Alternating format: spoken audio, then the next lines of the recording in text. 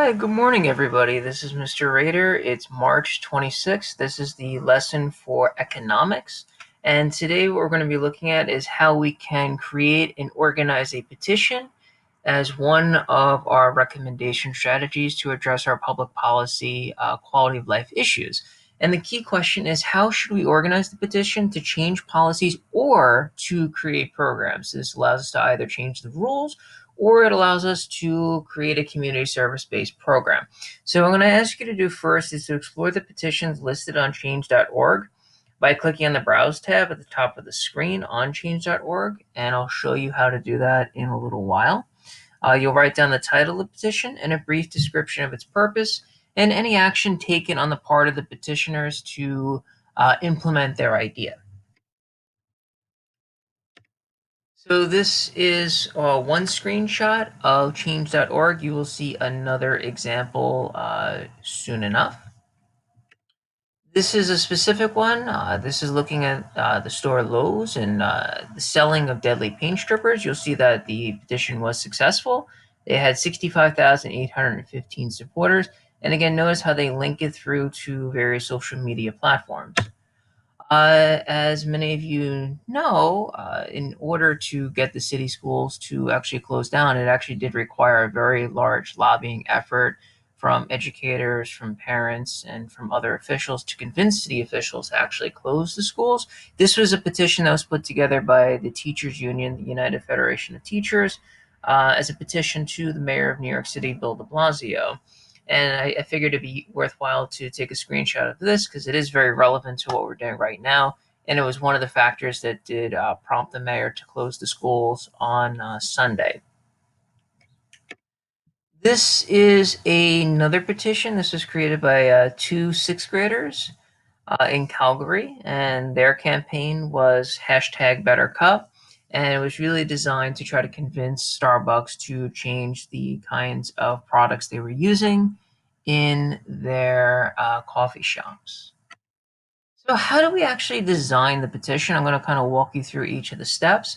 The first thing you will do is click Start a Petition, and there are 4 steps that you need to keep in mind when creating a petition before you post it online. So these are the basic steps. You want to have a title.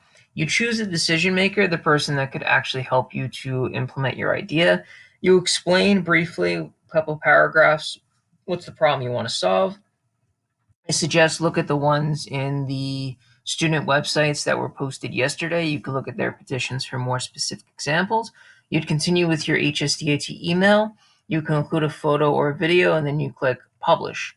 The goal would be to try to spread further awareness and gain support. So do use your social networks that you have to get people to sign your petition to show that you're really trying to make an attempt to actually get change done. So this is what it looks like on their website. First, you'll want to create a title.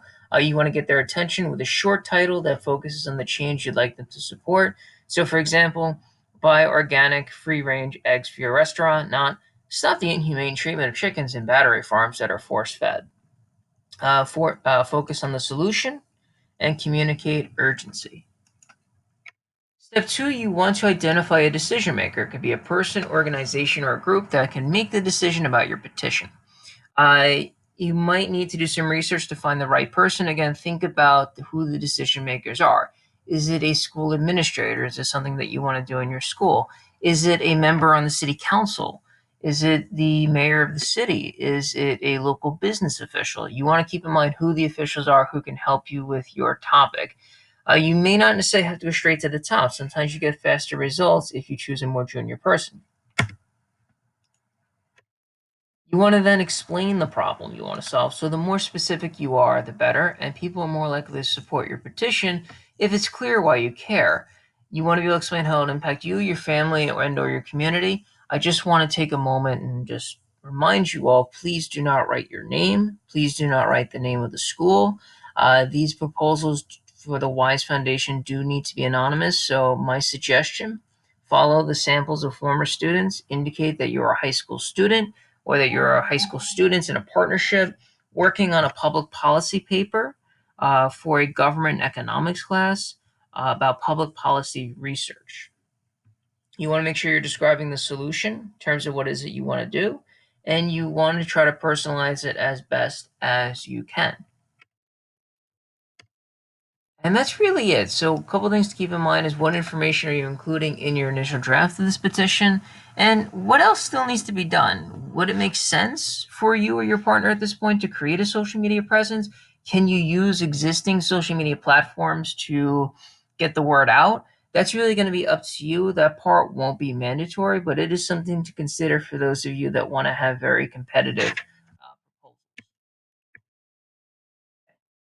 So here's the document itself that you'll be working in. So you'll be exploring the petitions on their page. You will first, in the document here, please write a title, pick a decision maker, explain the problems that you want to solve. This part, you don't have to write anything. It's just so that you understand what you're going to be looking at when it goes online. You will submit this document so that I know what it is that you've done so far. If you'd like some feedback before you publish it, I'd be happy to provide it for you. And again, this was the sample petition I'm including along with the original source hyperlinked. Now, when I go to change.org, this is their current page as of this morning. And if we look at some of the posts, we have one: Whole Foods gives workers paid sick leave during the coronavirus crisis. And again, one of the ways that change can happen is through petitions and through petitioning. Okay. If I click on the arrow, I can see some others. Universities changing grading scale during COVID-19.